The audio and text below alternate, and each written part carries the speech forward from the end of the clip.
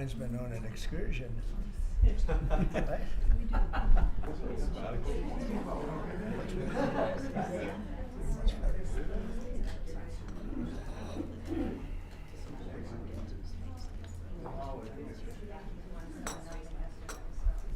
Hi, how are you?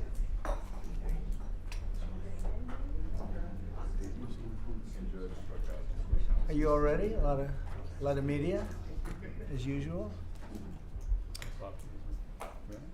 So thank you to the incredible members of my cabinet. They're doing a phenomenal job. Everybody pretty much agrees to that, including our newest member, Secretary of Homeland Security, Mark Wayne Mullen. Thank you, Mark.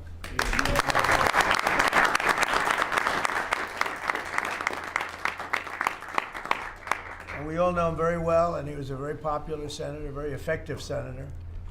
Effective probably being the more important word. JD, don't you think? Yes, sir. And we wish you a lot of luck. Thank you. I think you do fantastically well. Congratulations to you. You have an amazing family that were here yesterday in the Oval, sworn in. His family's amazing, so thank you very much. We're now on day 41 of the disgraceful Democrat shutdown of Mark Wayne's department. Congratulations. You came into a department that shut down by the radical Democrats, right? But Democrats are really punishing the American people. I saw today on one of the shows where they were interviewing people at the airport, and they're all angry at the Democrats. They're saying they're actually angry at Schumer. I didn't think anyone knew his name. One woman said, that Schumer is disgraceful. He's a disgrace to our country. But they're angry at the Democrats. They know what's happening. But they're punishing the American people, including travelers at airports, all in the quest to return to open borders and give amnesty to illegal alien criminals. They want to give amnesty to some of the criminals that came into our country, just about all of them, actually, if you look at it. They love sanctuary cities, which is a sanctuary for criminals. They want to make sure they're taken care of. That's what we're fighting about. That's really what they're fighting. They don't talk about that, but that's what they're fighting about. They want to protect criminals. In many cases, 11,888 murders. Many of them, I will say, are gone now because of us. We got them out. But still have some left. Should have never happened, should have never been allowed to come into our country. But we're not going to let it happen. We're not going to let the Democrats get away with this stuff, and people are wise to them. So they need to end the shutdown immediately, or we'll have to take some very drastic measures. This morning, I want to give an update on the Operation Epic Fury, which is an appropriate name because we are absolutely obliterating them. Over the past 3 weeks, we've been hitting Iran's military capabilities at a level that few people have ever seen before. People never knew there was such a capability. We have the strongest military anywhere in the world by far. I built it during my first administration, and I used it during my second administration. Unfortunately, because I'd rather not have to use it. But it's a display of force and precision and skill like nothing the world has really witnessed, although you got a pretty good witnessing of it in Venezuela also. That was a smaller version of what we're doing now. We're crushing their missiles and drone stockpiles, destroying the defense industrial base. We've wiped out their Navy completely, their Air Force completely. We've wiped out a large percentage of their missiles. And the missile launchers, without the launchers, the missiles don't do any good.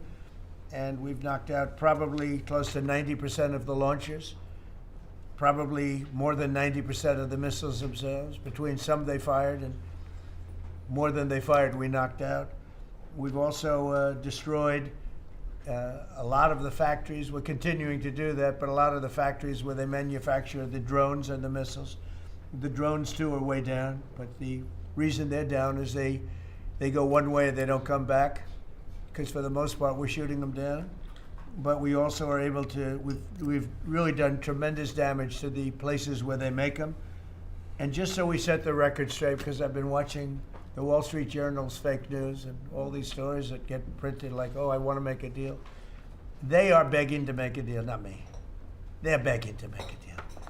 And anybody that saw what was happening over there would understand why they want to make a deal. But they say, oh, we're not talking to them. Anybody would know that.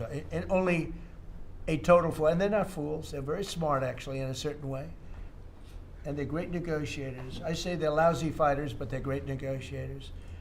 They are begging to work out a deal. I don't know if we'll be able to do that. I don't know if we're willing to do that. They should have done that 4 weeks ago. They should have done it 2 years ago. Or they should have done it when we first came into office, because 2 years ago they had free reign under Biden. Sleepy Joe, worst president in the history of our country. When he allowed to happen to our country at the borders, and even with a thing like this.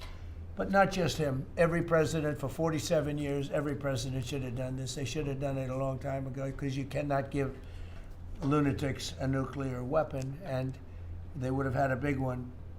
It stopped really when we did the B-2, but even before that, the Barack Hussein Obama, what he did where he gave them the Iran nuclear deal, gave them free will toward a nuclear weapon. Basically, he chose Iran over Israel and others that didn't want him to do it. But I terminated that deal. Had I not terminated that deal, you would have had a nuclear weapon years ago, and it would have been used, guaranteed. And one of the reasons you know about the guarantee is because their neighbors were sort of like bystanders. They weren't involved very much. They didn't choose heavy sides. They didn't want to, because people were concerned with Iran. There was a big black cloud over the Middle East. They were concerned, but all of a sudden the war starts, and they start shooting at these five, in particular, 5 countries. They start shooting at Qatar, Saudi Arabia, UAE, Kuwait, Oman. They start shooting at them, and everybody was shocked, including us. You know why? Because they're sick, and they had a plan to take over the Middle East. And some of those missiles that were shot at them were locked long before we even started this process. They were locked and loaded and aimed at those countries. They wanted to take over the Middle East, but we happened to come along, so it wasn't so easy. So right now their navy is sunk in the largest elimination of a foreign navy that has taken place, maybe ever, but certainly since World War II. Their air force is gone. Their anti-aircraft and communications capabilities are totally dismantled. And one of the problems they do have when they deal with us is we deal with people, and the people aren't able to communicate with anybody else. So, because all of their leadership has been gone. The first level is gone, and they met to pick a new level, and they're gone. They're all gone because they didn't make a deal, and because they're sick people. They're really sick. They're really sinister, sick people.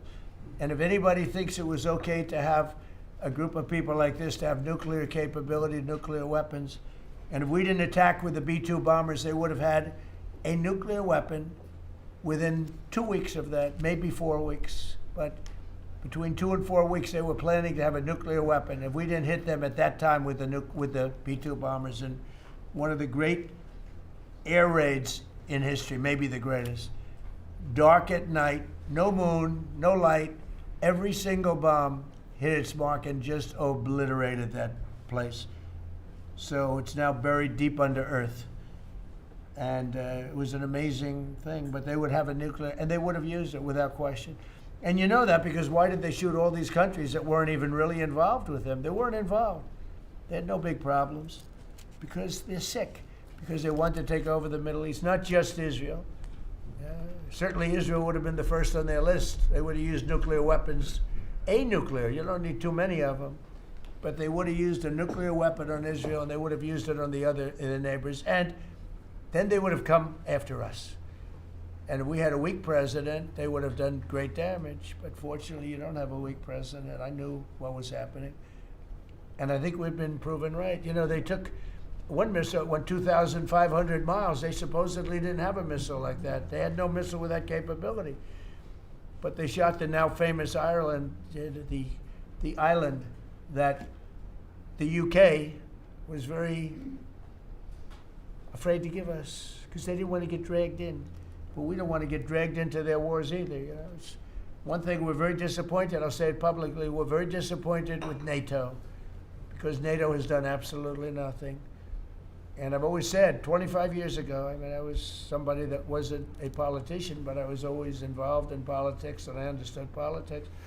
I said 25 years ago that NATO's a paper tiger, but more importantly, that we'll come to their rescue, but they will never come to ours.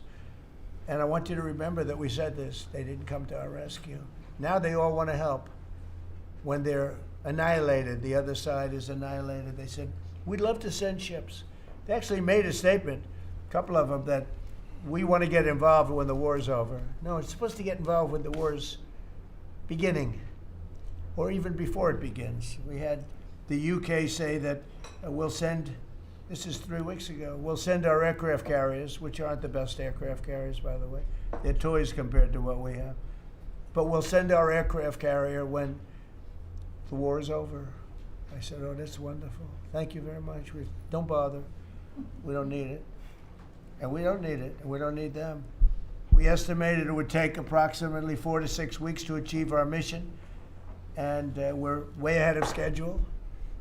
If you look at what we've done in terms of the destruction of that country, I mean, we're way ahead.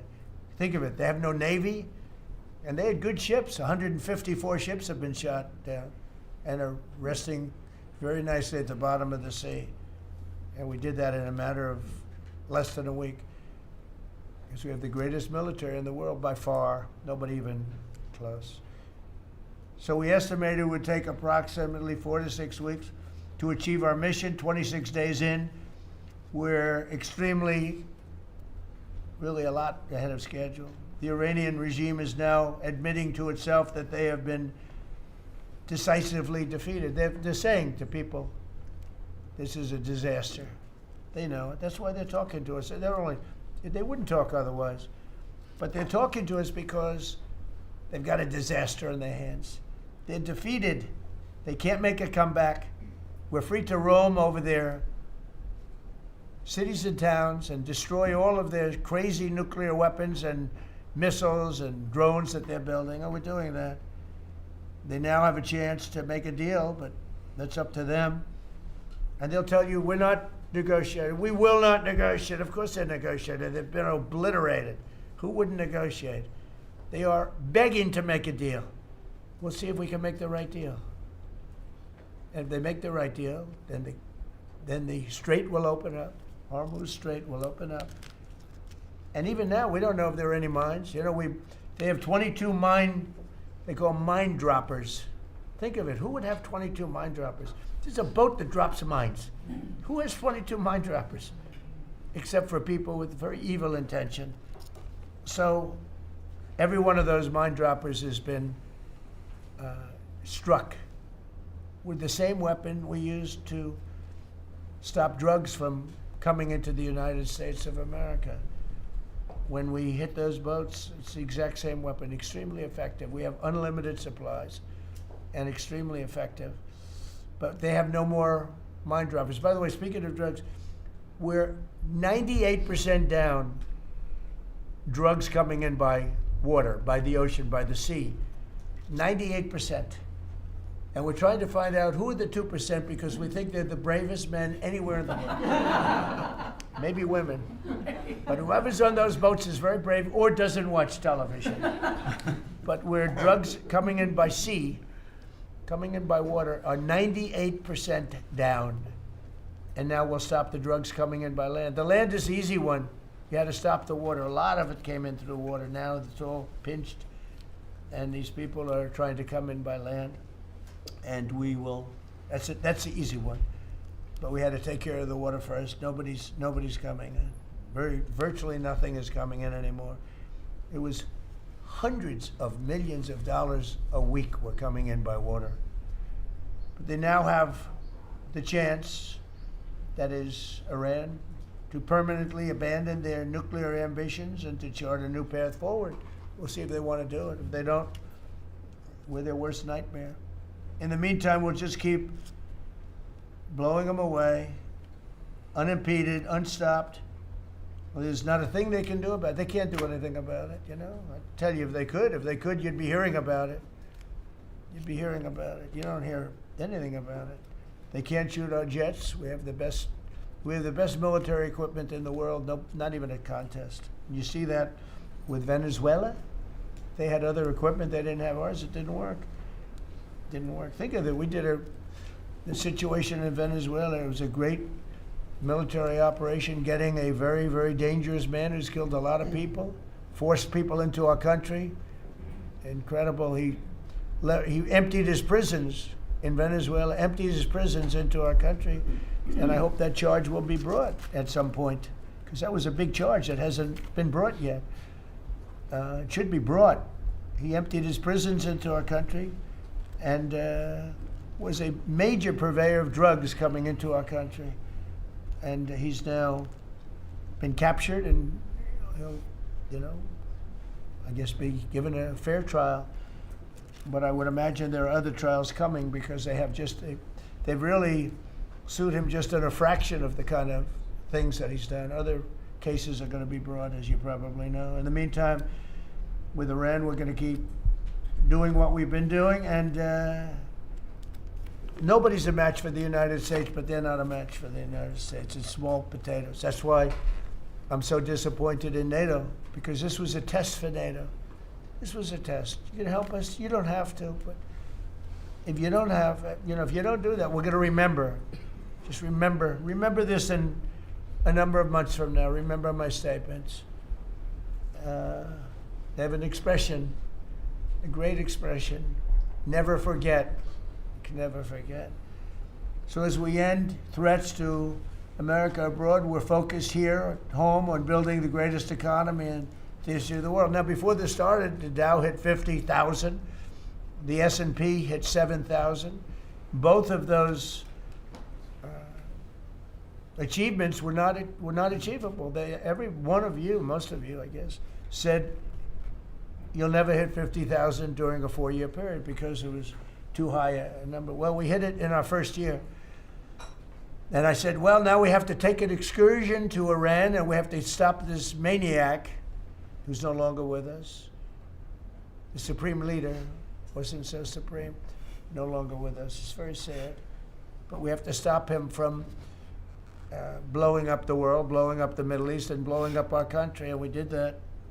And frankly, I thought the oil prices would go up more, and I thought the stock market would go down more. It hasn't been nearly as severe as I thought. I think they have confidence in maybe the American president and maybe the people sitting around this table. But Americans filing their taxes this year are receiving record-setting refunds. It's been a very big story. Well, it should be a big story. I don't think you write about it that much, but I speak about it. I speak about it because if I speak about it, at least people hear. You don't write about it. You don't write about the drug prices going down. It'll be going down 30, 40, 50, 60%, 70%. Favored nations, called most favored nations, we're going to be paying the lowest price anywhere in the world. Before we paid the highest price in the world, Bobby, right? And now we're going to pay the lowest price in the world. That's quite a difference. It's a difference of from 40 to 70 and 80 and even 90%. That's a pretty big difference. But we're slashing regulations, and investment is pouring in from all over the world. We have the most investment of any country in history has been put into our country in the last year. And again, we had to take a little detour. Won't be long. Going to end soon. We had to take a little detour, go to Iran, and we had to put out a fire. Very dangerous fire that could have blown up big portions of the world, if not the whole thing. So tomorrow we'll be announcing a variety of actions that we're taking to support American farmers, who we never forget. We love the farmers. We gave them $12 billion out of tariff money. We had a tremendous amount of tariff money come in, and we continue to have. We've gone, as you know, the Supreme Court gave us a very unfortunate, foolish ruling, a ruling that gives the people that have ripped off our country for many years, gives them some money back. But it's one of those things. It's a terrible, terrible, horrible mistake they made, but it's okay because we have another method that's just as good. We'll use the other method. But because the tariff money has been so substantial, we gave our farmers, who have been mistreated by some countries, we gave them $12 billion, and they're extremely happy. And they deserve it. They've been great. They never complain. They just go out and they farm, and they wouldn't do anything different. They wouldn't trade jobs with any of you, except maybe some of the fake media. I don't know. Somehow I don't see that. I like their job better, actually. I love the farmers. So we gave them $12 billion. So in just a few moments, Treasury Secretary Scott Bessent will discuss the actions that we're taking to address energy prices, which have not gone up as much as I thought, Scott, to be honest with you. And, it's not over, so maybe it'll go up a little bit more. It's all going to come back down to where it was and probably lower. And my predictions have been right. Trump was right about everything. They have a new hat. Trump was right about everything. It's pretty right. But Scott's going to address that. And I think before we go very much further, I want to ask Vice President J.D. Vance to say a few words about where we are with the situation. He's involved with Steve and with Jared on negotiations. And then some of the others will speak. We'll have Marco say a few words. Pete Hegseth, who was born for this role. I mean, he's doing a great job. They gave him a hard time. And now people, I'll tell you, somebody came up to me yesterday, gave you a very hard time, said, I made a mistake. Pete Hegseth is doing a good job. So when I tell you who, you're not even going to believe it. He said Hegseth. He gave you such a nasty hard time. But you're doing great. And then Steve is going to speak, and Scott will speak last. And if we have any questions, we'll take some questions. You may have questions. I doubt it, but you may have some. So, JD, please. Yes, sir. Well, thank you. It's good to see everybody. Proud to be part of this team. Proud to be serving the president of the country. Let me just say a couple things. The first of all is the president summarized this very ably. But look, the Iranian conventional military is effectively destroyed. They don't have a navy. They don't have the ability to hit us like they could have even a few weeks ago. And what that does is that gives us options, Mr. President. Now, there's been a lot of reporting about diplomatic options, about negotiations. There's, of course, Pete and his team. There are further military options. But what we have now that we didn't have when the president took over just a little over a year ago is the ability to use every tool at our disposal to ensure that Iran doesn't get a nuclear weapon. Because when I say options, I think it's important the American people know options for what? And it's options to ensure that Iran never has a nuclear weapon. You talk about people who walk into a crowded supermarket and have a vest on, and they blow up the vest and a couple of people get killed, and that's a terrible tragedy. What happens when what's on the vest is not something that can kill a couple of people, but can kill many, many tens of thousands of people? That is the most important American national security objective that exists for any administration at any time, is you don't want the worst people in the world to have a nuclear weapon. That's why the president is doing this. That's why the president cares so much about this particular issue. I'll let Steve talk a little bit about the details of the negotiation, but the last thing I'll say before I turn it over to Marco is I'm very mindful, of course, that we have a lot of folks overseas fighting very ably for the United States of America. I know Pete and the whole team, we're very proud of them, but they're fighting at a time where we are about to enter as Christians the most important week of the Christian calendar, the Holy Week that celebrates the return of Jesus Christ to Jerusalem. And so I want to say to all of my fellow American Christians, but particularly those serving in the Gulf, that I wish you all a very blessed Easter, a very blessed Holy Week, and we continue to stand behind you and continue to support you every step of the way. Thank you, sir. Thank you very much. Marco? The most important job any president has is to keep the American people safe. And every president says it, but we have a president that means it and does something about it. As the president outlined very clearly to the world on the night this operation began, Iran has been at war with the United States for 47 years. For 47 years, Iran has been killing Americans and attacking Americans across this planet. And other presidents had an opportunity to do something about it. And they all warned about how Iran was dangerous, but they refused to act. And this president's not someone that's going to refuse to act. He's not going to leave a danger like this in place. He's going to address it, and that is what he is doing. From the very first night of this operation, the president made it very clear. People like this, and now what I'm talking about is not the people of Iran. The people that run this country are radical Shia clerics. These are religious fanatics. Look what they are doing now. At their weakest point, this is the weakest Iran has ever been, and look at what they're doing. They're attacking embassies. They're attacking hotels. Imagine what these people would do if they had a nuclear weapon. That is an unacceptable risk for the world. By the way, the president's not just doing a favor to the United States and to our people. This is for the world. He defined very clearly on the first night of this operation what the goal was. We were going to destroy Iran's navy, and that is happening. We were going to, if it hasn't already happened, I'll let Pete speak to the specifics of it. We were going to destroy their missile launching capabilities, and we're well on our way to achieving that goal. We were going to destroy the factory so they couldn't make more missiles and more drones, and that is moving forward. Every single objective the president clearly laid out on the first night of this operation is being effectuated. Again, Pete will speak to the specifics of it. This has been an incredibly successful operation. Every day, it may not get covered because, you know, we're unlike them. We're not bombing embassies and hotels. We're hitting military targets. But every day, the Department of War lets the drummer get wicked over every portion of Iran that has these military capabilities, and the results are going to bear fruit for the world. The world is going to be a safer and a better place when President Trump's mission here is achieved. And frankly, I think countries around the world, even those that are out there complaining about this a little bit, should actually be grateful that the United States has a president that's willing to confront a threat like this and not allow it to continue to persist. Because these people will kill as many Americans as they have a chance to do, and if they have a nuclear weapon, as the Vice President pointed out, they could kill millions of Americans in the future, and that is a risk that was not going to continue to exist as long as we had this president. Thank you, Marco. You know, it's very interesting because yesterday I was watching, is it Anthony Blinken? And he was saying that they should have done it. But they didn't do it. Nobody did it. Nobody did it. For 47 years, Marco, that's the number, 47. I guess now it's 48 because we've been saying 47 for a long time. It's probably 48. But for 47, 48 years, every president should have done this. And some are saying now that they made a big mistake in not doing it, but we're taking care of business. Steve Woodcock, please. Mr. President, it is my distinct honor to be a member of your cabinet and to report to you and your team on our negotiations with Iran. Mr. President, you directed Jared and I to pursue a diplomatic resolution with Iran prior to Operation Epic Fury, which we did.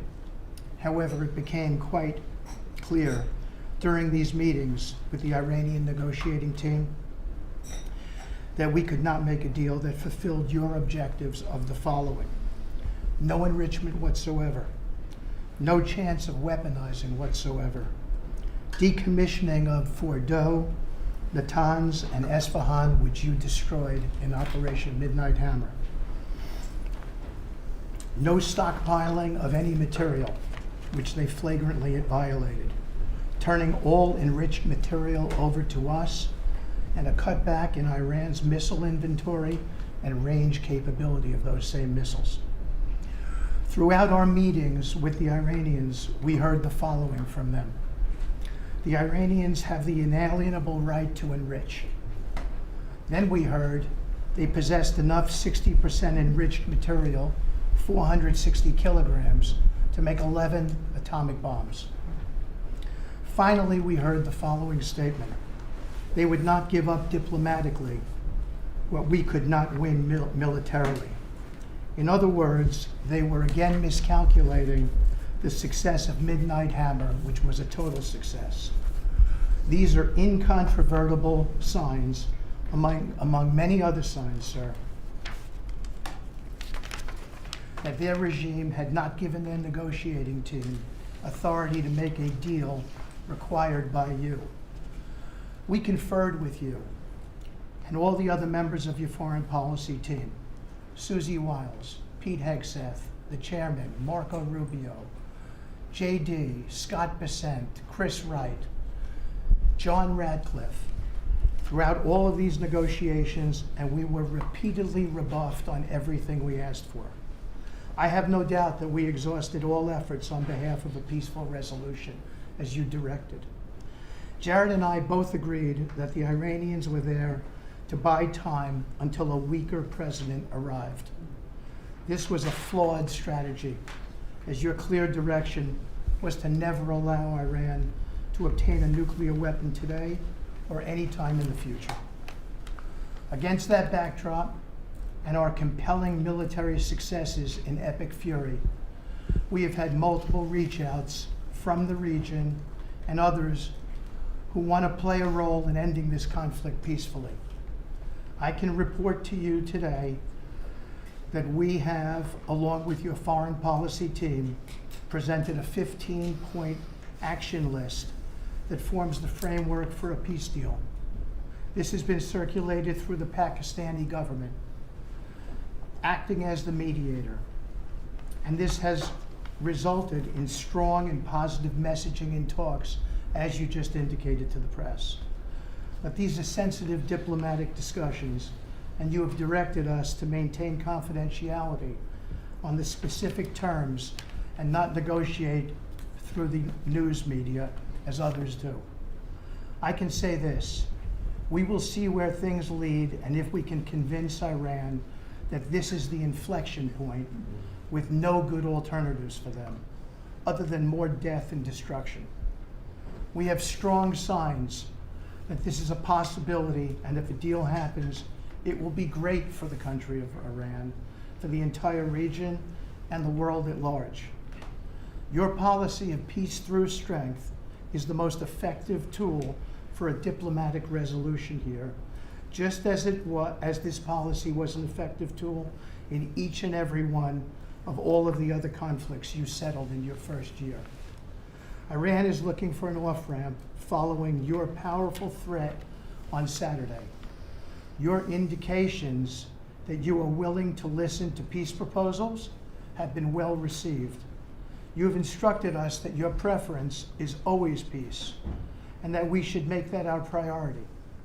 We have delivered that message, sir, along with the 15 points for peace. Finally, we have told Iran one last thing: don't miscalculate again. Thank you very much. Everybody around this table is doing a great job. Pete Hegseth, please. Mr. President.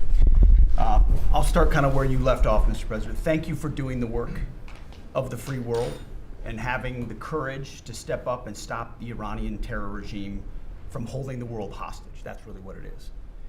And 27 days ago, Iran had a modern military. Never in recorded history has a nation's military been so quickly and effectively neutralized. Operation Epic Fury is not an endless war. It's a decisive campaign with clear objectives to destroy Iran's offensive military capabilities and ensure they never obtain a nuclear weapon. This is stuff for the history books. This is stuff for legacy. Mr. President, you are acting now to ensure future generations do not have to live under the threat of a nuclear-armed Iran. However, you wouldn't know it if you listened to the dishonest hate Trump media, as you referenced. The folks here in the room, these cameras, they have a choice. You're either informing the American people of the truth or you're not. Because I hear it from my people every day. Behind every headline you write, there's a helicopter crew in the air. And behind every news banner you write, there's a battalion on the move. And behind every fake news story, there's an F-35 pilot executing a dangerous mission. My message to the media is get it right. This actually isn't something new to me. I may be a young guy, Mr. President, but I'm not a rookie in this realm. In 2007, I helped lead the surge, the public fight for the Iraq surge. Stood and watched people stand in the Senate and declare the war is lost before it even started. Who was that? It was Harry Reid. That was the Democrats and the media working hand in glove. Back then it was 3 years into a war. Now we're 3 weeks into an operation. But see, unlike Iraq, this isn't a tie. This is not parity. This is not chaos. This is success, pure American success, on plan, and as the president said, ahead of pace. Over 10,000 enemy targets destroyed, over 140, I think now you're right, Mr. President, over 150 naval vessels sunk, underground facilities destroyed, their defense industrial base in shambles, and overnight, not only do they not have a Navy, Mr. President, they no longer have a Navy commander. IRGC's Navy commander was killed overnight in operation. So no Navy leader.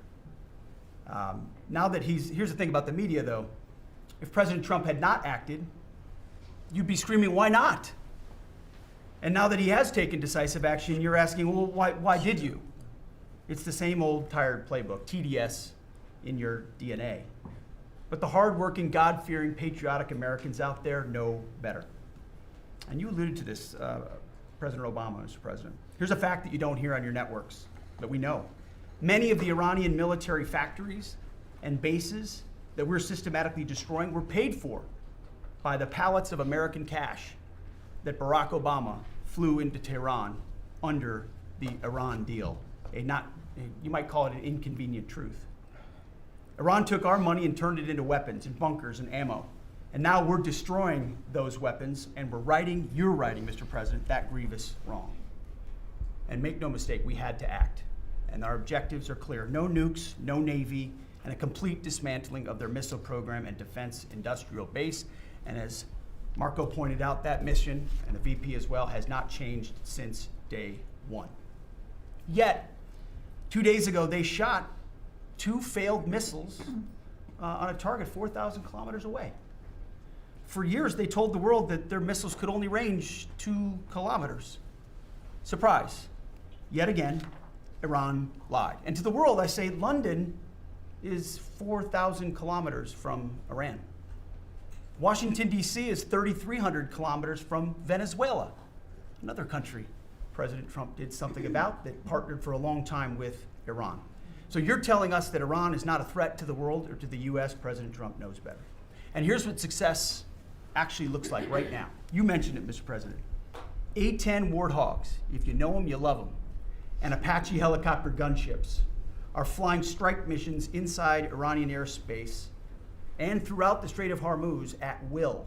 See, you only send these slow, low-flying, close air support platforms when the enemy has no meaningful air defenses left.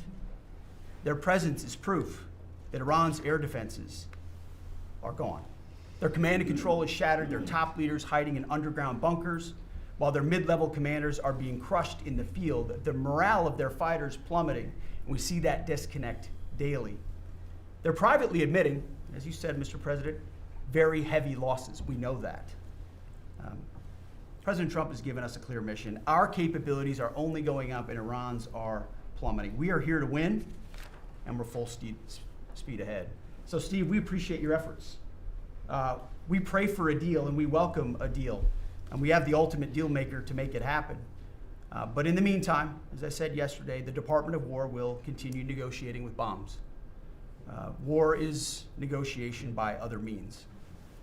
And finally, I want to thank our incredible troops, our pilots, crews, sailors, refuelers, air defenders, the absolute best of America, the real 1% of our country.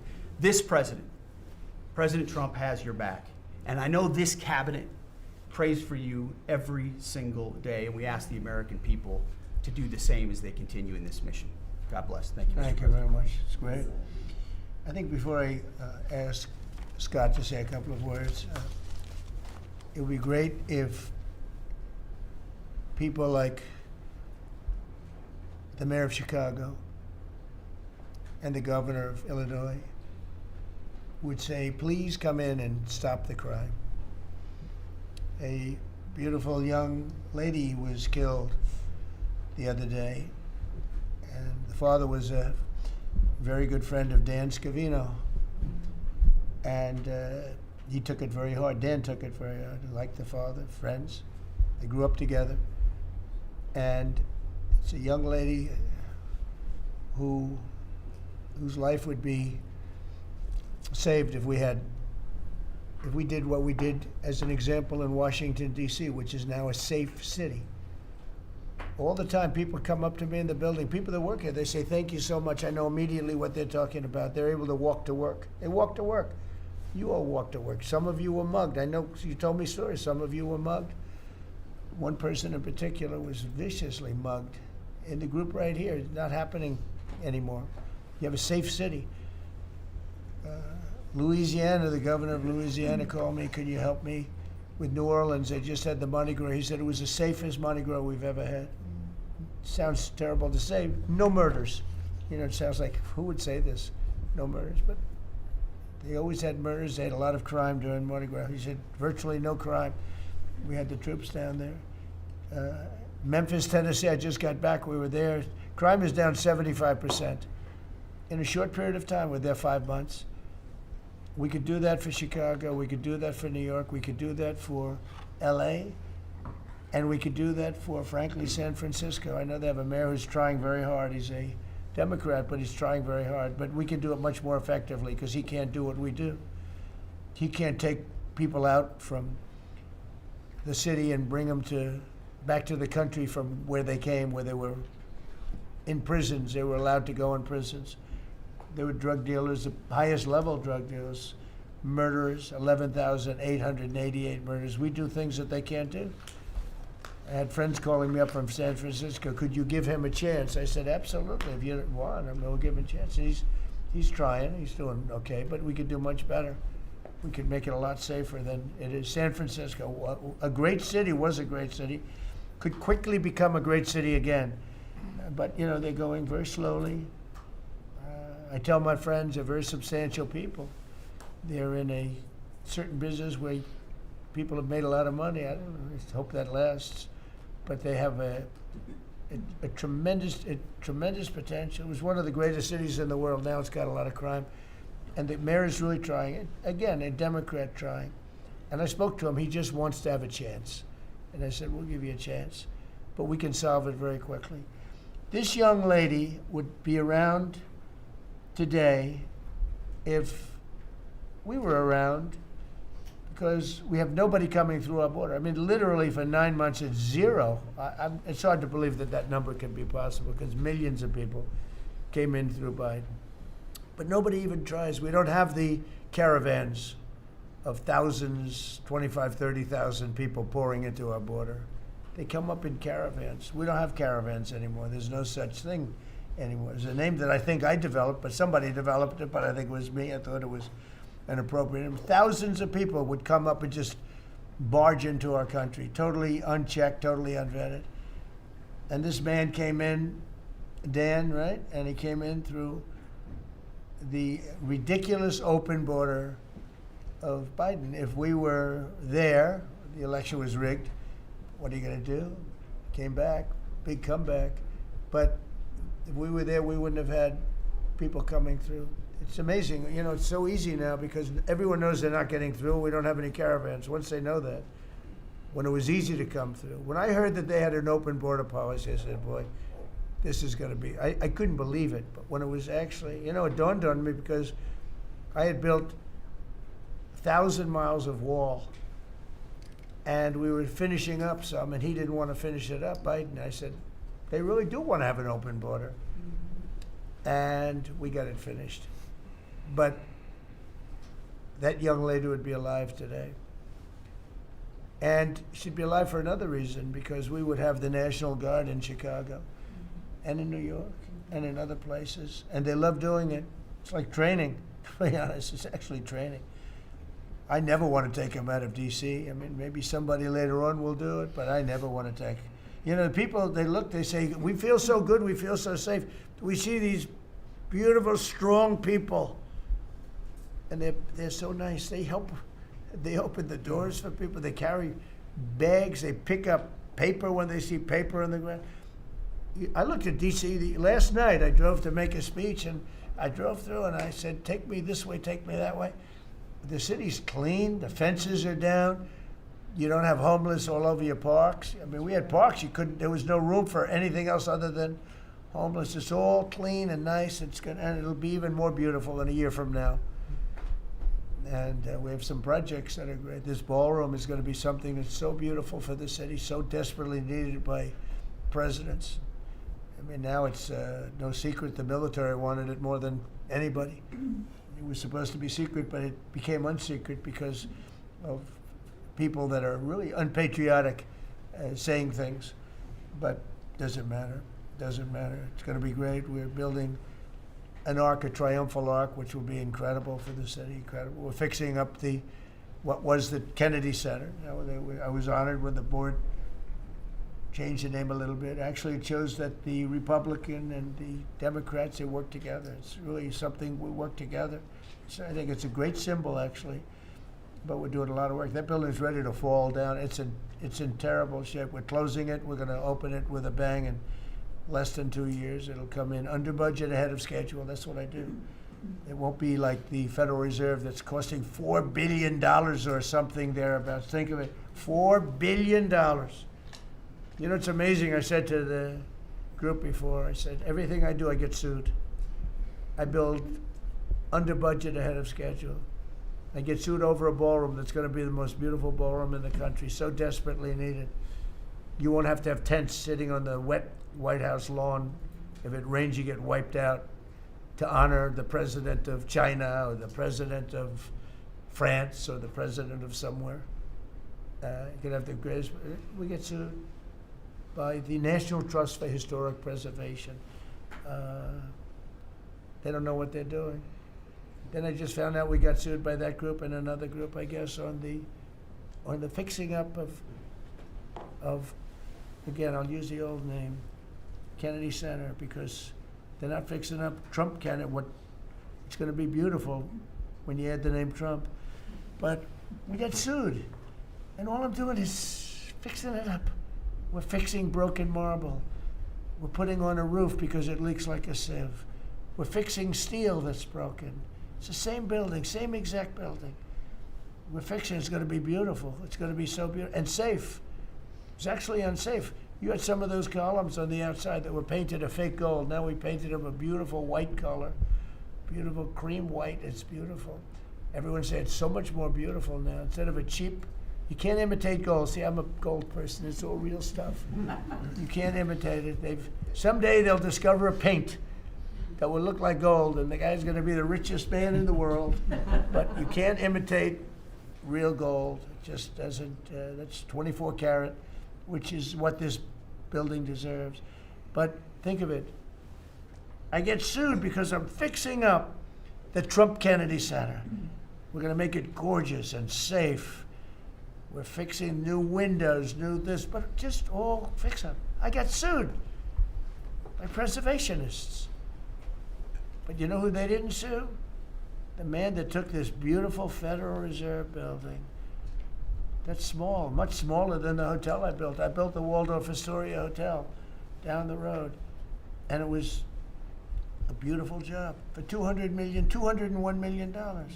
It's bigger, I think, than the Federal Reserve building, and it's got rooms and bathrooms, and it's not like just an open office space, which is much cheaper to build. Think of this. I hear he's going to be over $4 billion for a little building. He doesn't get sued by anybody but me.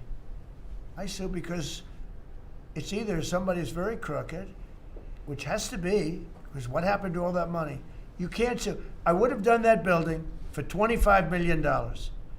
It's going to cost maybe $4 billion, and we have a great new person coming in to take over the Fed. And Kevin may not ever have an office. Because I don't know if they're going to be able to build. I passed that building the other day. It's a see-through. You know what see-through means? There's no walls up. And they're going to spend.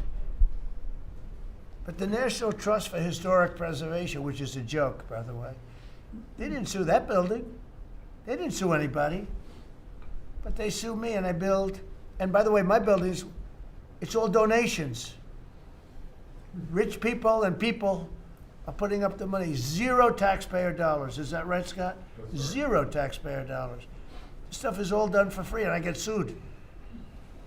This can only happen to Trump. But they don't sue the guy whose interest rates are too high. That's why we call him Too Late. His name is Jerome Powell. We call him Jerome Too Late Powell. And done a terrible job. He suffers from Trump derangement syndrome, as he probably should, because I hit him pretty hard. But so I don't blame him. But they don't sue a man who has taken this gorgeous building, ripped it down from the inside, taken ceilings that are as beautiful as you've ever seen, taking the ceilings down instead of leaving them, taking walls down that were 2 feet thick of solid concrete and plaster, replacing them with 6-inch walls with no insulation. I said, let me ask you, are you going to put insulation in? No, it's not in the budget. Oh. Insulation costs $5. Now you're going to hear the guy next door. If he's next door to me, I'll be able to hear his military plan. I'll know exactly. If Lutnick is in there, I'll say, oh, I know exactly what Lutnick's got planned. It's the craziest thing I've ever seen. They've ripped this gorgeous building apart, and you can never build it again. I could, but it costs a lot of money. But a normal person can never build. So you're going to have crummy little walls, a flat little ceiling eventually, but right now you don't have anything. And nobody sues this guy. And then when Jeanine Pirro, working with Pam and others, has the courage to sue to find out what happened to maybe $4 billion and a building that may never be occupied by Kevin Warsh. He may never get there. We're going to have to find him some space in the White House. We'll put him in the basement of the ballroom. But when, now think of it, when Jeanine Pirro and Pam and the group, when they bring a suit, it's like, oh, this terrible thing. And then we have a judge that attacks us. So we've got to get our priorities straight. You know, it's a very sad thing that's happened with the Fed. And then just one other thing very quickly, you have Gavin Newsom in California Railroad. That's 100 times over budget. It's out of control. It was supposed to go from the middle of San Francisco to the middle of LA. Well, now it stops way short of both. It now goes into areas that nobody ever heard of. It's billions and billions of dollars over budget, years and years, maybe decades late. And that's why we have a country that has a lot of problems. You know, we have incompetent people. It's all people. Think of this: Federal Reserve. I would have had that building done for $25 million. I would, if I did it, if it was up to somebody else would have done it for more. So maybe 50.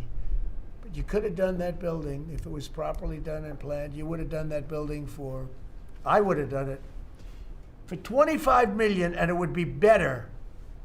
It would be better. See this pen right here? This pen is an interesting example. It's the same thing. So this pen is very inexpensive, but it writes well. I like it. But I can't have the pen the way it was. You know what it is. I don't want to give them too much publicity, but they do treat me well. Sharpie. So I came here, and they have $1,000 pens. And you know, you hand pens out, you're signing, and you hand them out. You're handing them to all these people. Sometimes you have 30, 40 people. And they were $1,000 a piece. Beautiful pen, ballpoint. 1,000. It was gold, silver, gorgeous. But I'm handing out to kids that don't even know what they are. What is this, Mommy? It's kids. They're getting a pen for $1,000. They have no idea what it is. And I feel guilty because I'm like, you know, I'm by nature, I don't, you know, it's the government. I love the government like I love myself economically. I want to save money. So I'm saying, this is crazy. And it had another problem. They didn't write well. So I take it out. And I sign, and there's no ink. And I got all you people looking, and you're saying, there must be something wrong with Trump. And I'm signing, and there's no ink in the pen, and it costs $1,000. This one, I called the guy.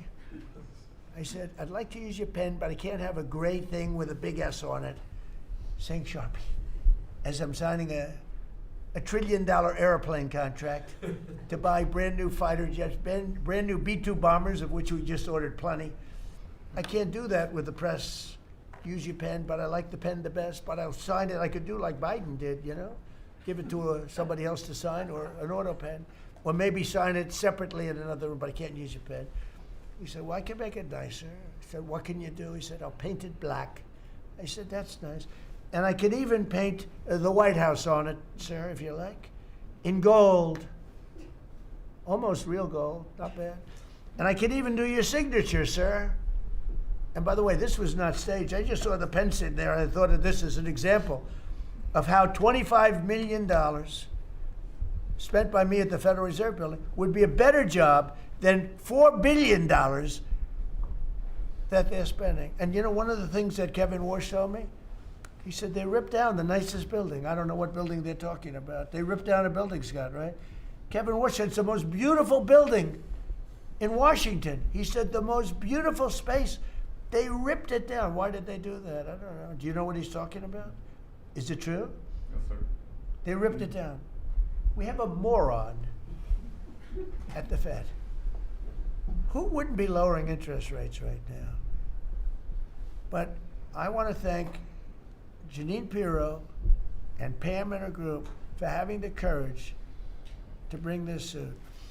And I believe that the contractor on that job is probably one of the richest men in the country right now. I believe that it's not possible to spend that kind of money. 3 billion, 4 billion, nobody knows, nobody has any idea what it is. But it's over 3 billion, and it's probably going to be over 4 billion by the time they finish. And it may never get finished. Unless I take it over, I'll get it finished. But it can never be what it was. It's never going to have those beautiful ceilings. It's never going to have those incredible walls.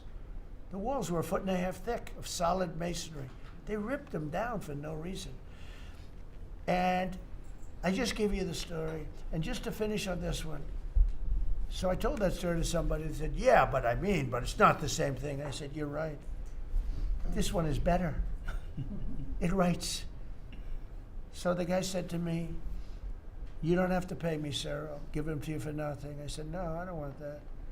Let me pay you. I want to pay you. No, sir, you don't have to. You're the President of the United States. He was shocked. The head of Sharpie gets a call. I don't even know who the hell he is. He said, is this really the President? He said, no, you don't have to pay me, sir. This is such an honor. I said, nope, I want to pay you. He said, what would you like to pay? I said, how about $5 a pen? He said, that's all right, whatever the hell we agreed to. Peanuts. As opposed to 1,000. And these were $1,000 pens. And we were giving them out. Sometimes, you were there for signings. I'd have 30, 40 people standing behind me. I'd give out 40 pens to people. Then somebody would say, could I have a couple extra? This way I go like this. Here, you want 5? Here, take 5. But the bottom line is, they're better pens. It's a business story. So for $5, could be 0, but for $5, I get a much better pen than for $1,000. And I can hand them out. And actually, they become hot as a pistol. So what can I tell you? With that, could I give it to, please, a man who's done a great job at treasury, Scott? Good luck, Scott. Well, sir, as always, you're a tough act to follow, but that is very illustrated. Your economic leadership has made our military mission possible. Mr. President, national security, as you always say, is economic security. Your leadership has shown the American people that there is no prosperity without security. That our mighty military on one side, but the U.S. economic strength is fighting off this evil regime. The Iranians believe they are fighting a two-front war. It is the military war that our great warriors are prosecuting, but on the other side, they are trying to take control of the global economy through a choke point that we believe does not exist and that we will overcome. Your historic Operation Epic Fury seized a generational opportunity to demolish a regime that has coordinated over 4 decades of global terror and claimed thousands of American lives. Many people, especially the Democrats, underestimate the will of the American people for short-term volatility for 50 years of safety that we are going to have on the other side of this. And I believe energy prices will be lower, inflation will be lower before we had the appearance of security, which is not real security. Now, the American people and the world will have absolute security. Through your maximum pressure campaign, Treasury has worked to uncover all financial lifelines to the regime and cut them off. You gave that order last March. This was not something that happened overnight. This is something that has been contemplated for almost a year. The Iranian financial system collapsed in December. We have systematically weakened Iran's ability to fund operations and procure weapons, and that required months of preparations. Threats to American national security have no place in the global economic system. The oil market is well supplied. We have taken actions to ensure oil supplies stranded at sea are made available to the global market. Your bold actions like the Development Finance Corporation's Maritime Reinsurance Program in conjunction with Central Command will soon provide shippers through the Gulf region with a level of security we have never seen before. Mr. President, We are starting to see more and more movement in and out of the Gulf today, and this is more than yesterday, and this is the beginning. I am confident that shipping traffic will continue to increase on a daily basis even before we secure the straits.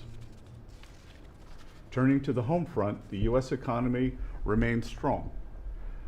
We had a strong economy thanks to you. We are the best insulated in the world thanks to your energy efforts in term 1 and term 2. The U.S. is an energy superpower. American workers' purchasing power is finally being restored.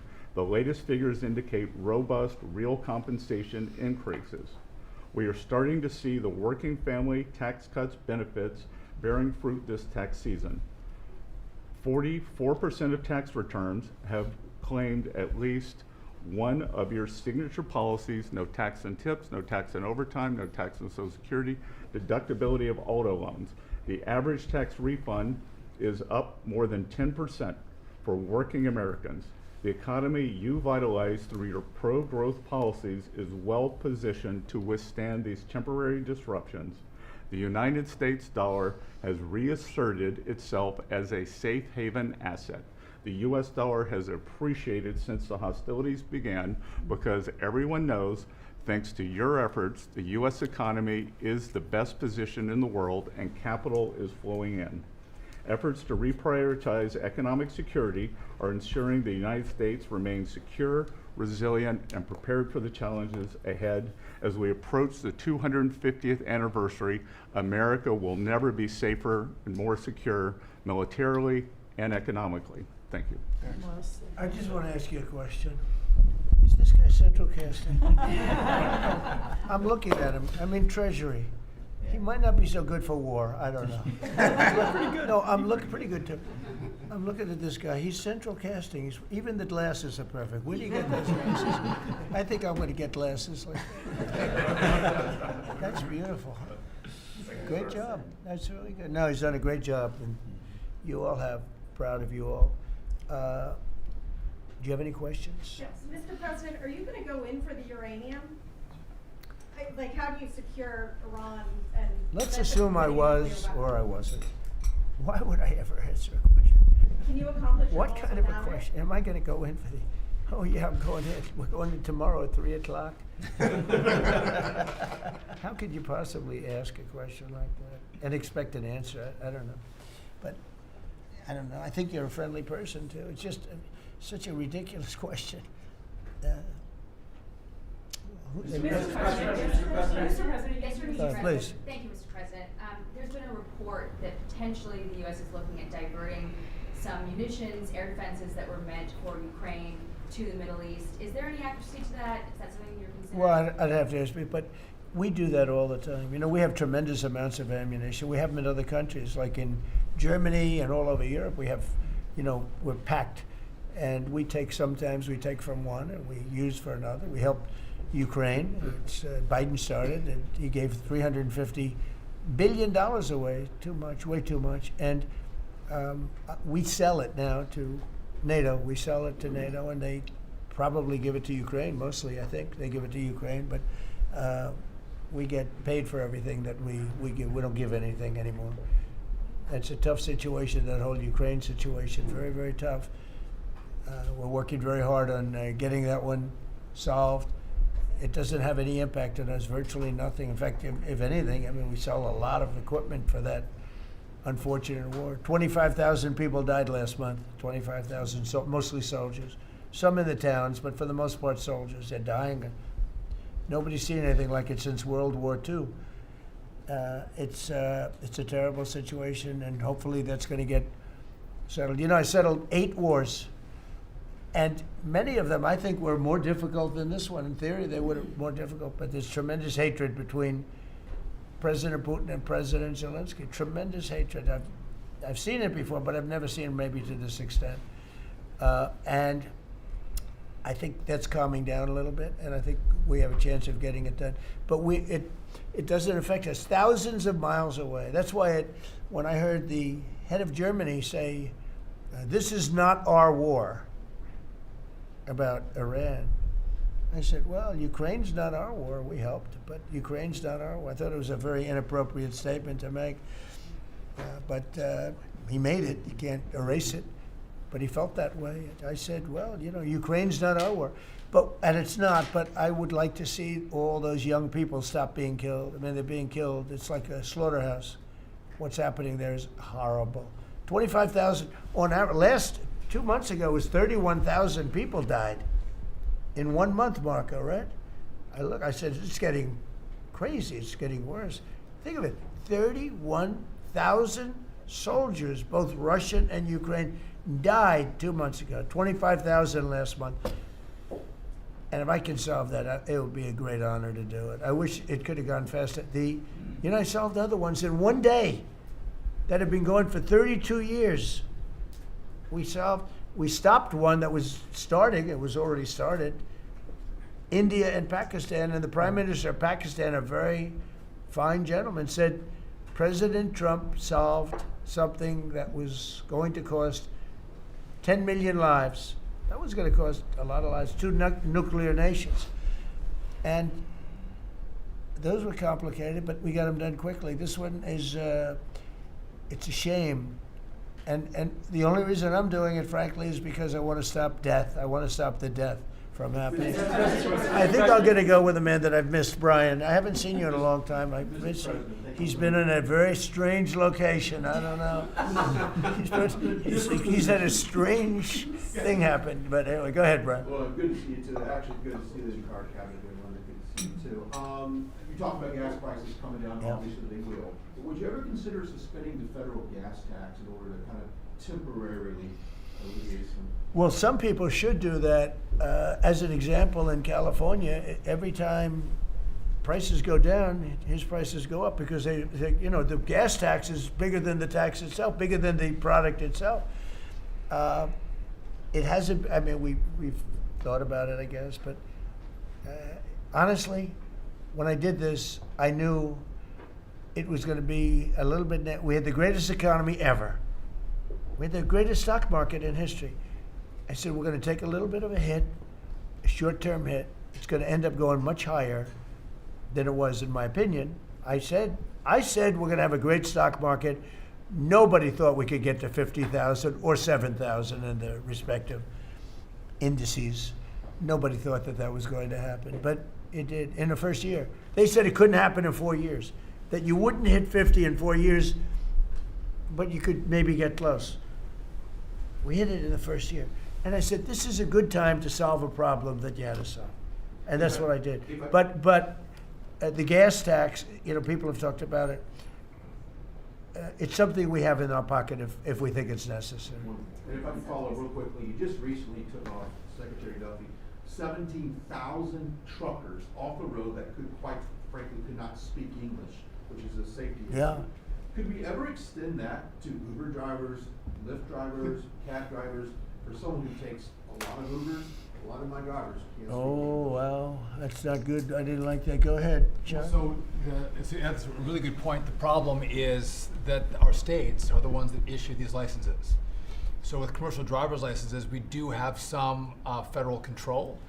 But again, we have thousands of people who can't speak the language, long-standing rule, and it's a safety issue, right? If you can't understand road signs, if you can't communicate with law enforcement when you're pulled over and communicate what's on your rig, huge problem.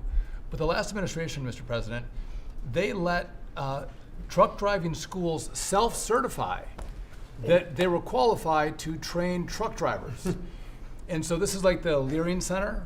So you pay $800 and you get a certificate that you passed a CDL driving school, and again, they have no skills. They don't have the knowledge, and they don't have the skills. They haven't gone through any of the testing. And then they get licenses, and they're killing Americans on our roads. So it's remarkable, the rot that the last administration allowed to take place. We are ending that, and I need partnership with our states. Even California started to come on board. Even Gavin has started to play ball with us, which is surprising. Not all the way, a little bit of ball.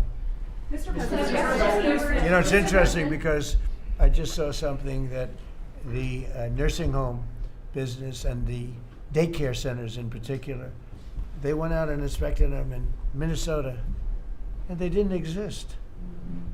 They're knocking on doors. He happens to be a young man, Nick, nice young man. He's done a very good job.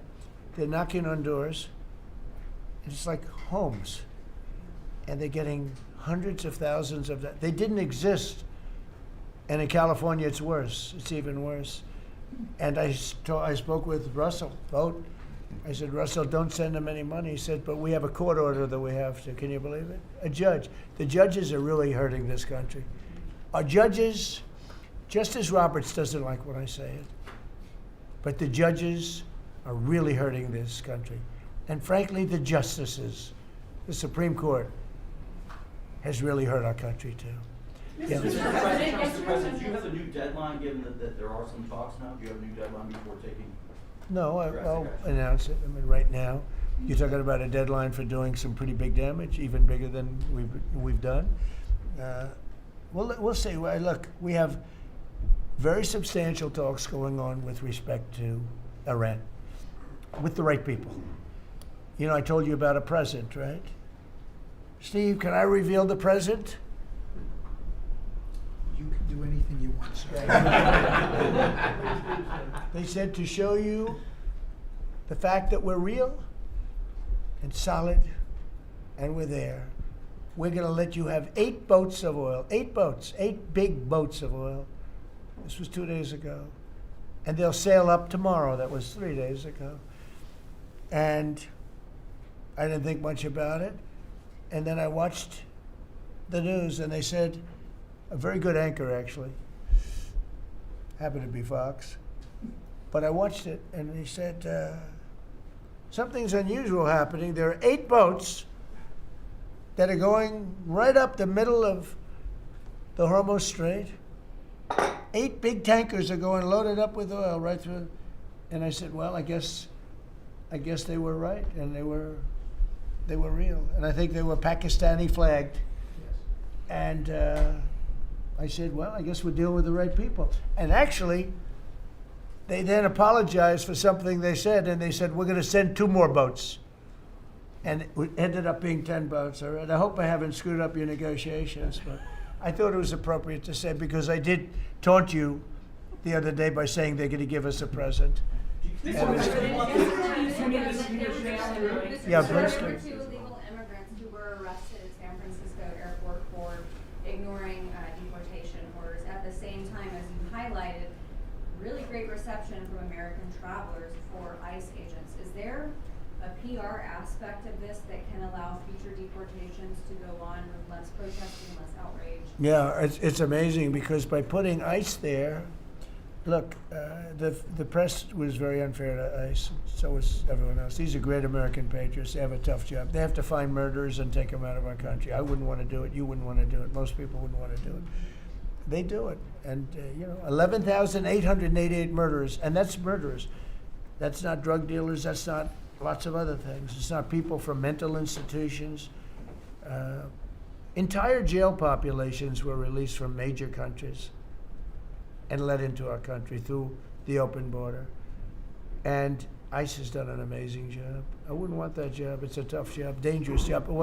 So what happens is, by putting them at the airport, and I did say, do me a favor, take off your masks. And they did. For that, not for when they're looking for some, cold-blooded killers and they're in the net, but for that. And they did. They took them off. And the passengers, I see the interviews of people, they're saying, these are nice people. One person said, he's a very strong man, but he's a nice guy. He grabbed my bag. He helped a woman with a bag that she couldn't lift. And I'll tell you, I don't want to use the word rehab because there was nothing to rehab, but rehab from the press, because the press is so tough on them. And these crooks in Minnesota, these crooked politicians and dirty cops, they're dirty politicians. Waltz is a dirty, crooked politician. The Attorney General is a crooked guy. He's no investigations, and I hope JD's going to do a great job. He's in charge of it now with somebody who's very talented. But I think it's easy stuff. They say $19 billion, think of it, is missing. $19 billion. If we would solve half of the fraud problem, Pam, in this country, we would have more than a balanced budget. We'd have a surplus. And in the case of Minnesota, it's very Somalia oriented. Think of it, these people come from a crooked country, disgusting country, one of the worst countries in the world. Acknowledged to be one of the worst countries in the world. Some people say it's the worst. They have no money, they have nothing. They come to our country, low IQs, and they rob us blind. Stupid people. And they rob us blind because we have crooked politicians and we have dirty cops. The Attorney General's a dirty cop. It's my opinion. It's only my opinion. And something should be done about him. Let's see what kind of job Mr. you can President, do. yesterday you said that you hate mail-in ballots. Excuse me? Should Iran be able to charge a toll for the Strait of Hormuz? They're charging some vessels to go through. Oh, yeah. Well, should they be able to? Yeah. I mean, they shouldn't be able to, but they're doing it a little bit. I don't know. Look, their capability is a lot less than it was 2 weeks ago. And with every week and every day, frankly, it gets less and less. All I can tell you is they're begging to make a deal. So let's see what happens. We may make a deal. Tell me about mail-in ballots. Go ahead. You mean I used a mail-in ballot? You probably said, yeah, I did. You know what? Because I'm president of the United States, and because of the fact that I'm president of the United States, I did a mail-in ballot for elections that took place in Florida, because I felt I should be here instead of being in the beautiful sunshine taking. You were in Palm Beach, sir, the last few weekends. That's right, and I decided that I was going to vote by mail-in ballot because I couldn't be there, because I had a lot of different things. But you know, we have exceptions for mail-in ballots. You do know that, right? So if you're away, we have an exception. If you're in the military, we have an exception. If you're on a business trip, we have an exception. If you're disabled, we have an exception. And if you're ill, if you're not feeling good, whatever. So I was away, mostly in Washington, D.C., so I used a mail-in ballot. But I appreciate the question because I know it was so well-meaning. Yeah. Mr. President, I actually just looked up the company that owns Sharpie, and they stopped composite it after you mentioned it. Question number N. By the way, they deserve it. Yeah, question number It's a N. good product. So you gave a 5-day deadline. With oil tankers going through the Strait of Hormuz, is that a condition to move that 5-day deadline? Well, we don't want anything impeded. We want ships to go through. We don't know that they've dropped any mines, by the way, because we blew up all their mine droppers, right? We blew up every one of them. They're going to have to take them out on a rowboat or something. I don't know how the hell they get out there, but we don't really know. You might speak to it. We don't know. There could be a few of them out there, but that's a lot. You know, if you have $1 billion ship and you get hit by a mine, it's not the greatest thing in the world. So if you think, the problem with that's not like you've decimated a military. If you think there may be a mine, that's a bad thought, and it stops things up. How are we doing in that regard, Peter? Mr. President, you're right. We have so heavily degraded their coastal defense capabilities and their naval capabilities that any strategic or operational attempts to do those types of things are extremely limited. And we continue to move over the top of that. Now, whether Iran makes a wise choice or not to try to execute that is part of how this deal comes together. But with every passing day, the military pressure that we're putting on them lessens their ability to really hold that militarily at issue. I mean, the problem with the issue of the Hormuz Straits is this: we've decimated them as a military. No Air Force, no Navy, very few rockets left. We blew up so many. Hard to manufacture them. Same thing with drones. The leadership is gone. The problem with the Straits is this: let's say we do a great job. We say we got 99%. 1% is unacceptable, because 1% is a missile going into the hull of a ship that cost $1 billion, right? So 1% is we can't. If we do a 99% decimation, that's no good. So it's really, a little bit. But I have a feeling it's going to clean up pretty quickly. I can just say this: they want to make, and I probably hurt our little negotiation. It gives them a little impetus to say, well, I wish you didn't say that. But they said yesterday that we weren't negotiating with them, and now they admit that we were negotiating with them. So they want to make a deal. The reason they want to make a deal is they have been just beat to shit. Are you thinking of taking control of Iran's oil? It's an option. I mean, I wouldn't talk about it, but it's an option. Is that something you thought about? Well, in Venezuela, we've done very well working with Venezuela, certainly. And we've taken in billions and billions of dollars. And by the way, Venezuela is doing better right now than they've ever done in the history of their country. And it's sort of like a joint venture. But the United States has made a lot of money, Marco, right? With it. Do you want to talk about that for a second? About Venezuela? Yeah. Yeah, I mean, I think Venezuela in the first 2 months of this year generated more revenue from oil sales than they had most of all of last year. But the money's not being stolen anymore. And it's being held in a U.S. Treasury blocked account. And to the extent it's flowing to the Venezuelan government, it's going to help people, like fund hospitals, pay teachers. It's not And we being get a stolen. lot of it. And they got more than they have in many years. Think of it. We get a lot of it. We have a deal. We get a lot of it. We had 100 million, think of this, 100 million barrels we took in the first 2 weeks. 100 million barrels. That's a lot of oil. It's a lot of ships. And we got some and they got some. We paid for the ships. A lot of money left over. And Venezuela has done better now with us. Call it a partner, call it whatever you want. We've made a lot of money, and they've made a lot of money.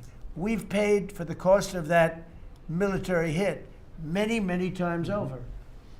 And we've only just started.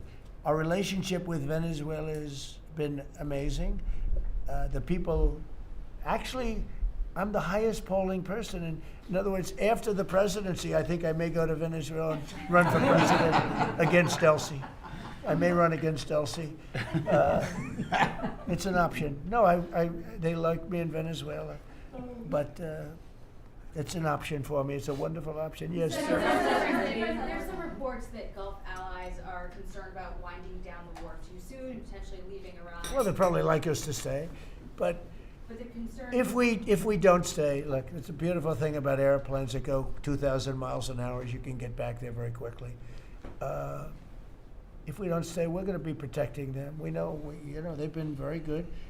Hey, Qatar, Saudi Arabia, in particular, Qatar, Saudi Arabia, UAE, the three of them, Kuwait, Bahrain, they've been 100%. Now, in all fairness, they could have gone the other way. They were surprisingly missiled. They were shot at. Nobody ever thought they'd be shot at. UAE had 1,400 missiles aimed at them. Fortunately, they had the greatest anti-missile weapon in history, called the Patriot. Almost every single missile was shot down. We had an incident recently where 101 missiles were shot at a certain thing that we own that's very valuable. 101 missiles going 2,000 miles an hour. Out of the 101 missiles, every single one of them was shot down in midair and fell into the ocean. It's amazing technology. There's nobody has equipment like we have. Is it even possible to wind down your war while Iran still has that enriched uranium? Is it even possible? Well, to wind you're down? going to have to see, but I think we're in just very good shape. We're roaming. You know what we're doing? You know the word roaming free? We're over their skies with the most beautiful planes you've ever seen. Roaming free, there's not a damn thing they can do about it. And it would be nice if, like the fake news New York Times, which writes so fake, and the Wall Street Journal is terrible, terrible. I mean, I read a story today that I'm desperate to make a deal. If I was desperate, he'd be the first to know. Pete, let's get the hell out of there. I'm the opposite of desperate. I don't care. I want to know. In fact, we have other targets we want to hit before we leave. We're hitting them on a daily basis. No, I don't talk about you. I can't talk about specifics. A lot of people said that wouldn't matter. Maybe it does matter. Who knows? But I wouldn't talk. It's like the question this young lady asked. Sorry about I embarrassed her. I don't want to embarrass you because I think I think she's a friendly reporter, so I'm sorry. But I can't say what we're going to do because if I did, I wouldn't be sitting here for long. They'd probably, what is it called, the 25th Amendment? They'd institute the 25th Amendment, which they didn't do with Biden, which is shocking. The question is, Venezuela safe enough to leave the region? Because Steve said that they've got enough uranium to make 11 bombs. That's a very scary thing. So. Well, it's again, I can't talk to you about that. You're asking me a question. You're essentially saying, will I go in and do something? I can't talk to you about that. Mr. President, we're looking at coalition of ships to help, warships to help protect tankers. How close are you to getting that coalition? Well, we have a coalition for them, but they should have been up here a long time ago. And you know, they're affected. The amazing thing is we don't need the Hormuz Strait. We don't need it. We don't need it at all. We have so much oil. Our country is not affected by this. We have twice the amount of oil as Saudi Arabia or Russia, and soon it'll be 3 times the amount. Chris, do you want to speak to that for a second? And that's correct. Our total oil production is greater than Saudi Arabia's plus Russia, and more than we consume in the United States. So we're the largest. Pretty yeah, good. Pretty You know what they call it? Drill, baby, drill. Mr. President, Anything else you want to say? Well, and same thing for natural gas. We went, before your first term, we were the largest exporter of natural gas in the world. Today, we're just by far the largest. I mean, we're the largest importer. Now we're by far the largest exporter, and it's growing rapidly this year. New facilities are coming online. New production's ramping up. We're doing an amazing job. We get a lot of help from that man right over there. He's getting approvals done quickly and very environmental. He's an environmentalist, actually. He does a great job, but he gives you a fast approval or rejection. Do you have anything to say?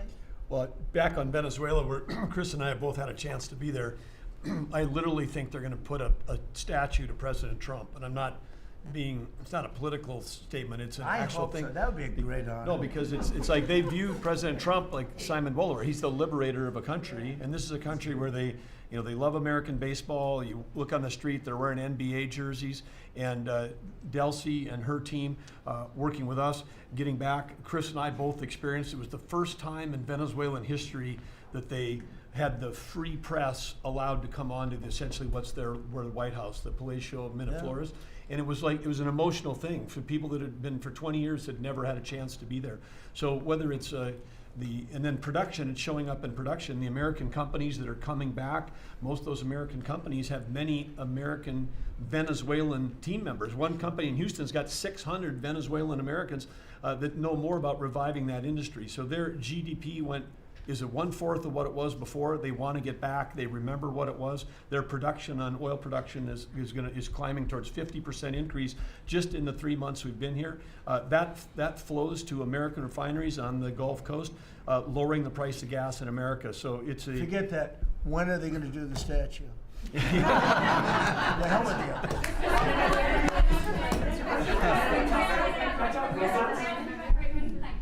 You've been really honest about how disappointed you are in Sir Keir Starmer, particularly in relation to Iran.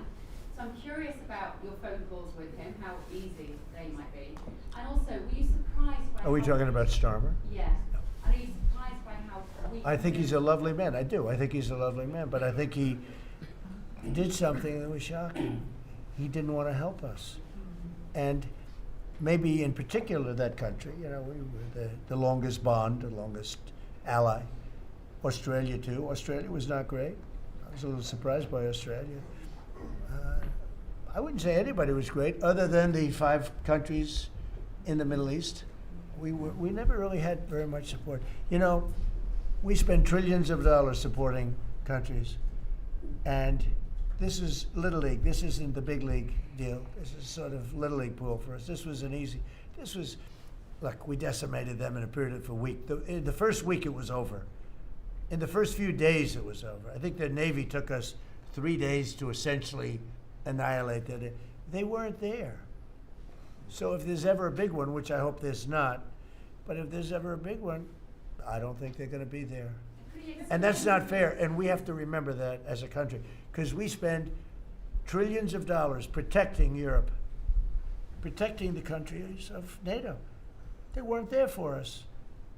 For small time. This is small time. You know what? Venezuela is a big deal, but it's not the big one. They weren't there. So what makes you think they'd be there if we needed them for something? And your prime minister was not there, as you know. He was there after we won. He said, we'd like to send some ships. I said, we already won. We don't need them anymore. But can you explain why he was reluctant to help? Why he what? Why he was reluctant to help with Iran? He didn't have to. I didn't ask him. I just said, just tell me no. I mean, we're always going to be there, or at least we were. I don't know about anymore, to be honest with you. I have to be honest. We were always there when they needed help. We always would have been there when they needed help. I mean, think of it. We're there to protect Europe from Russia. In theory, it doesn't affect us. We have an ocean, big, fat, beautiful ocean. But we're there to protect NATO, to protect them from Russia.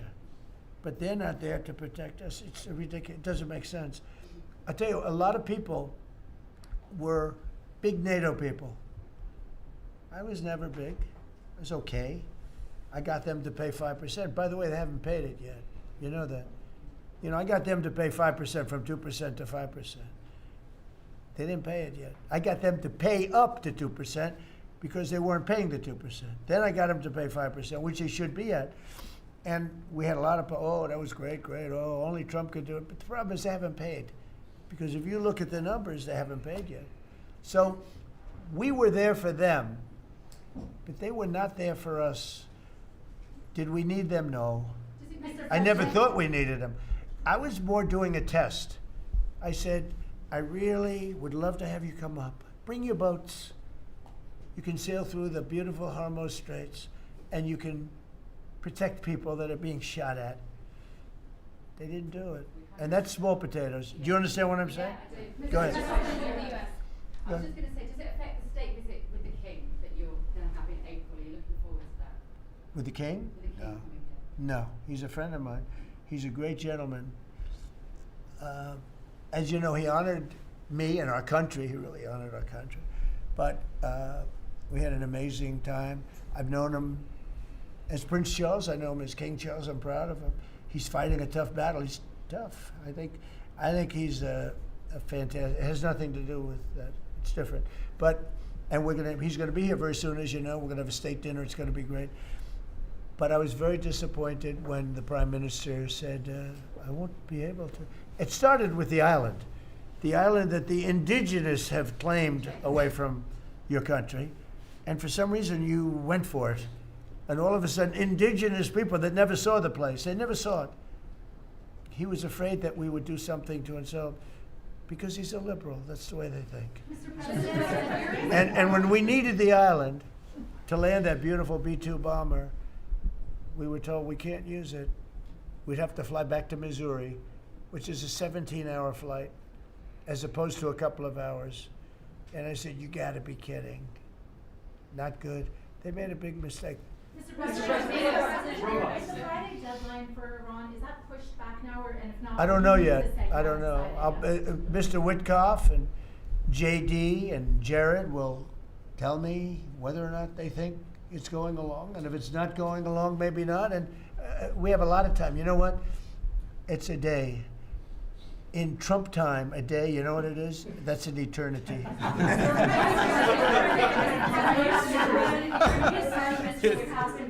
Say it, what?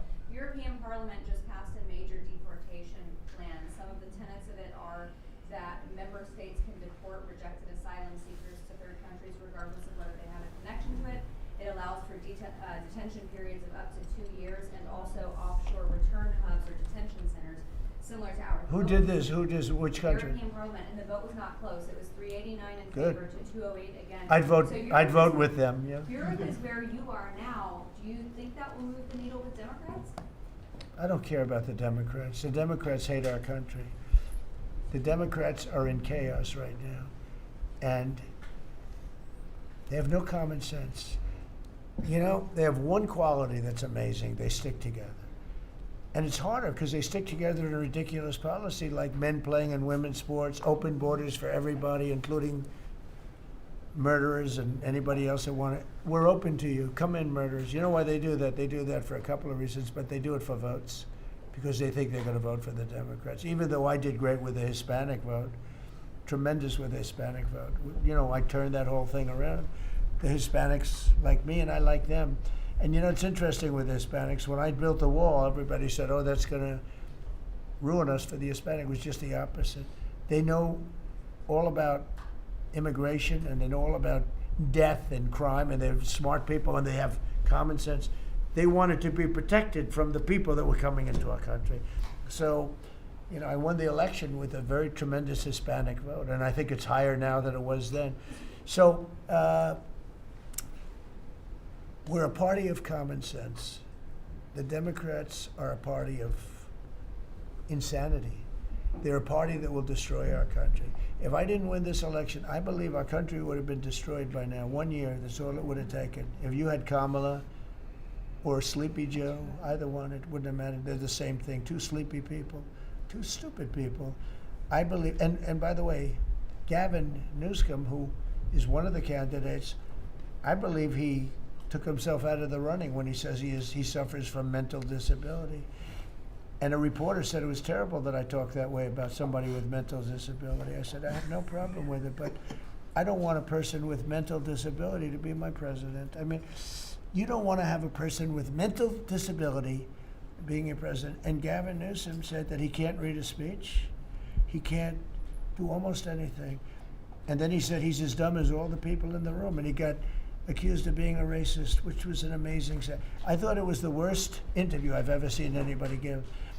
He's actually a very stupid person. So I believe he's out of the running. I think that statement, that interview, he admitted that he's a stupid person. I don't want a stupid person being president. You know, I'll say it right now. I say it because no press never reports it. I'm the only president that ever took a cognitive test. I took it 3 times. It's actually a very hard test for a lot of people. It wasn't hard for me, but it's a cognitive test. It starts off with an easy question, and by the time you get to the middle, it gets tougher. By the time you get to the end, very few people can answer those questions. They get very tough, mathematical equations and things. I took it 3 times. I aced it all 3 times in front of numerous doctors that I have no idea who they are. And I was told when I went in, they said, Doc Ronnie told me this. My current doctors were fantastic doctors. They said, well, if you take it, you know, it's Walter Reed. It's essentially a public hospital. And if you do badly, it's probably going to get out. But I aced it. I got them all right. And one doctor said, I've never seen anybody get them all right. I've been doing the test for 20 years. I want people, I would love to see anybody that's a president or a vice president or anybody that has any chance of being a president, I would like to see them take a cognitive test, because we had a man in this office that had no clue what was happening. And let me give you a little secret. He wasn't a smart man 30 years ago. And I'll tell you about President Obama. He wasn't a smart man either. I know all about him. He wasn't a smart man, highly overrated. He was a great divider. And our country can't go through that anymore, can't go through. We have done an amazing job. I had to do a little stopover. I call it an excursion.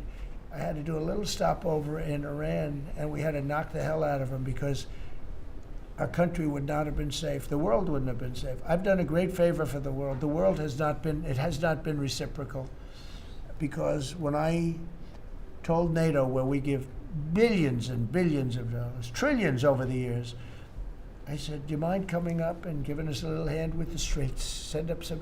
They didn't want to get involved. And I believe that's going to cost them dearly. Thank you very much, everybody. Thank you.